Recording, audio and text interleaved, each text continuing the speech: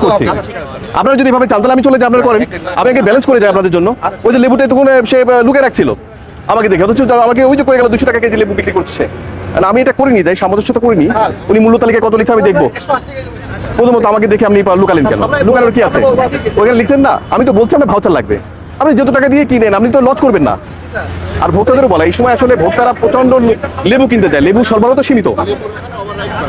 আচ্ছা লেবুর, আচ্ছা আপনারা বুঝেন, লেবুর আমি আপনাদেরকে জন্য একটু বলি, লেবুর যে চাষটা তো সীমিত, তাই না? রমজান মাসে কিন্তু লেবু বেশি চাষ হবে না, কিন্তু রমজান মাসে কিন্তু প্রচুর চাহিদা আছে, সুতরাং লেবুর দাম কিন্তু একটু বাড়বেই। আমরা সবসময় ওনাদের প্রতি চড়া হোক ব্যাপারটা কিন্তু এরকম না। ওনাদের ভাউচারটা হচ্ছে জানতে চাবো যে কৃষকরা সত্যিকার দাম পাচ্ছে কিনা। কিন্তু আপনাদের বুঝতে হবে যে লেবুর দাম আগে ছিল 60 টাকা কেজি, সেটা কেন 120 টাকা কেজি বা 200 টাকা কেজি হওয়ার কিন্তু কিছু কারণ আছে। কতটা দাম হবে না, ওই যে সংকটটা তৈরি হচ্ছে। দেখি ভাউচারটা দেখান। ভাউচার দেয়নি? ভাউচার ছাড়া আপনি কেন নিয়ে আসলেন? তাহলে ভাউচার ছাড়া পুরো আপনি সিন্ডিকেট করছেন। আরে ভাই, এটা তো আপনার ভোট দিতে হবে। আপনি ওনার সাথে কি কথা বলেন? আচ্ছা আমরা কিন্তু বলছি আমি ওইটার ভোট দেওয়ার জন্য, থাকে না তো কোনো কিছু দেখা যাচ্ছে না। এই